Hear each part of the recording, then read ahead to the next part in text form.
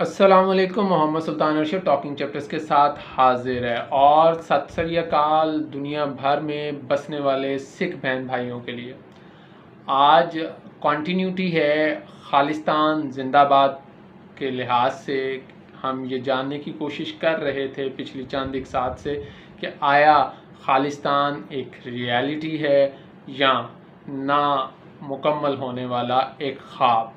तो महसूस होता है कि खालिस्तान एक रियलिटी है और जल्द या बदेर पंजाब, इंडियन पंजाब में बसने वाले सिख बहन भाई खालिस्तान लेकर ही दम लेंगे। जैसा कि इस साल हमने इंडिया में देखा, जून 2022 में बहुत रैलियां हुई हैं, बहुत सी जगहों पे इज्तिमात हुए हैं जहां पे सिख बहन भाइयों ने दोबारा से अपने आप को यकीन दिलाया है और दुनिया के सामने बावर किया है कि खालिस्तान वाकई एक रियलिटी है और ये बन के रहेगा।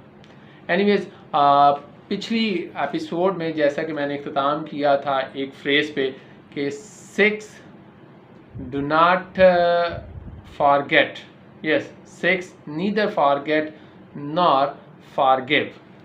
सिख जो हैं, अगर उनके साथ कुछ बुरा किया जाए तो तारीख गवाह है कि वो ना तो भूलते हैं और ना ही माफ़ करते हैं। तारीख में मैं बहुत पीछे नहीं जाऊंगा, मैं सिर्फ पिछले 100 सालों में होने वाले चंद एक बड़े वाक़यात को लेकर सिखों का जो रिवेंज है, सिखों की जो गैरत है जिसके तहत वो बदला लेते हैं, उसके ऊपर मैं कुछ बात करूंगा। सबसे पहले हम 1919 अमृतसर जलियांवाला बाग को अगर देखते हैं तो उस वक़्त माइकलो डायर के हुक्म पर जनरल डायर ने अंधाधुंध फायरिंग की, जिसमें आज़ादी का नारा लगाने वाले बेशुमार सिख और मुसलमान, उनका कत्लेआम हुआ।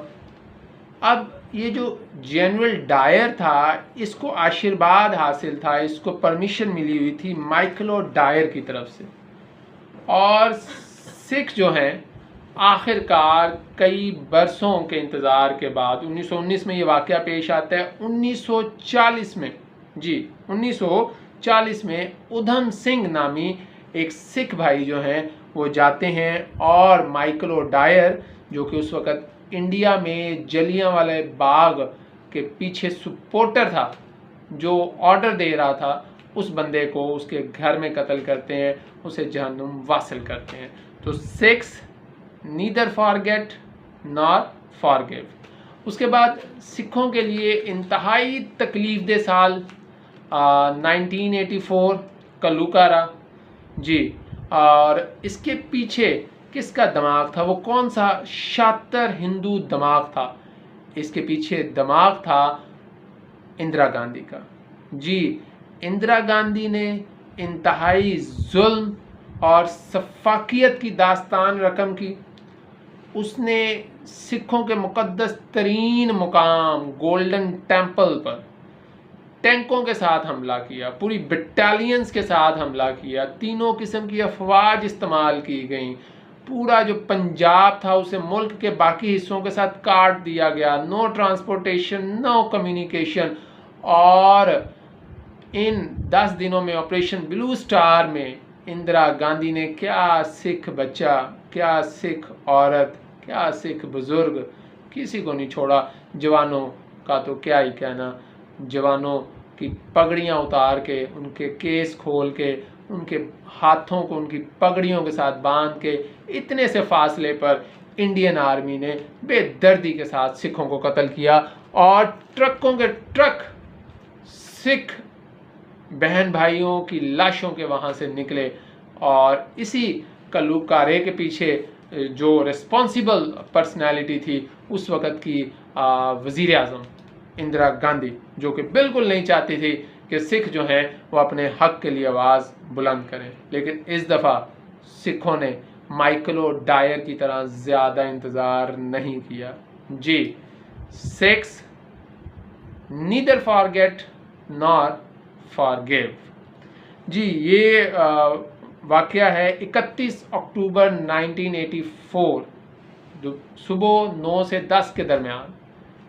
इंदिरा गांधी को उसी के 2 बॉडीगार्ड छलनी कर देते हैं। जी, सतवंत सिंह और बीन सिंह दोनों इंदिरा गांधी का काम ख़त्म करते हैं और वो बदला लेते हैं अपनी तरफ से ऑपरेशन ब्लू स्टार का। और operation blue star golden temple में बेपनाह सिख खून जो बहा उसका वो बदला लेते हैं।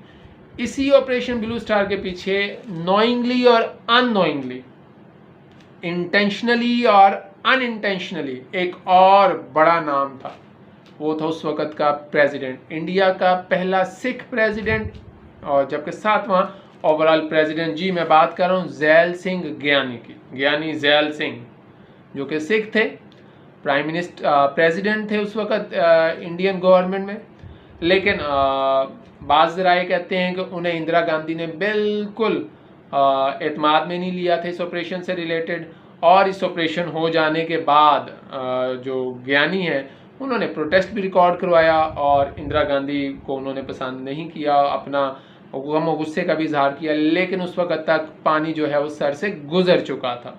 तो फिर यही ज्ञानी जब गोल्डन टेम्पल आते हैं ऑपरेशन हो जाने के बाद, बहुत बड़े पैमाने पर मैसेकर हो जाने के बाद, तो वहाँ पर एक सिख उन पे हमला करता है। लेकिन अनफॉर्चुनेटली और फॉर्चुनेटली ज्ञानी के जो गार्ड्स हैं वो आगे आ जाते हैं और यहाँ पर ज़ैल सिंह ज्ञानी बच जाते हैं। लेकिन अगर देखा जाए तो 1994 में यही ज्ञानी ज़ैल सिंह करतारपुर साहब के करीब से गुजर रहे होते हैं मेन रोड पे। वहाँ पे सामने से आने वाला एक ट्रक जो है इनकी गाड़ी से टकराता है और ये बुरे तरीके से इंजर्ड होके इनकी हलाकत हो जाती है। बाज़ राय का कहना है कि ये जो एक्सीडेंट था ये असल में उनका एक कत्ल था। तो यहाँ पे फिर मैं बड़ी शद्दोमत के साथ कहूँगा कि सिख जो हैं वो अपने पे होने वाले मुजालिम को नहीं भूलते। लेकिन शायद पिछले 10-12 सालों में सिख जो हैं वो कुछ लिबरल्स होते जा रहे हैं, मॉडरेट होते जा रहे हैं और अपने ऊपर होने वाले जुल्म सितम और ज़्यादतियों को शायद उन्होंने बर्दाश्त करना शुरू कर दिया। इसे मैं कहूँगा बर्दाश्त करना। लेकिन अगर सिखों का यूं ही इम्तिहान लिया जाता रहा तो ये दोबारा जो है एक फोर्स बनकर इंडियन आर्मी के लिए और गासिब इंडियन हुकूमत के लिए बड़ा नुकसानदेह साबित होंगे।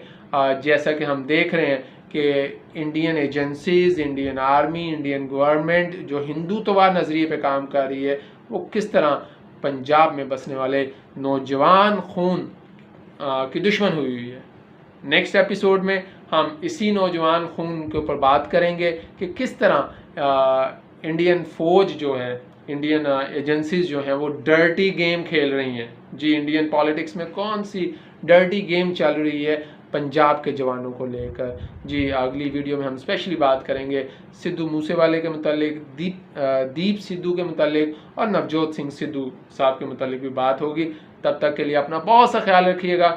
जल्द आप लोगों से मुलाकात होगी। अल्लाह हाफिज़।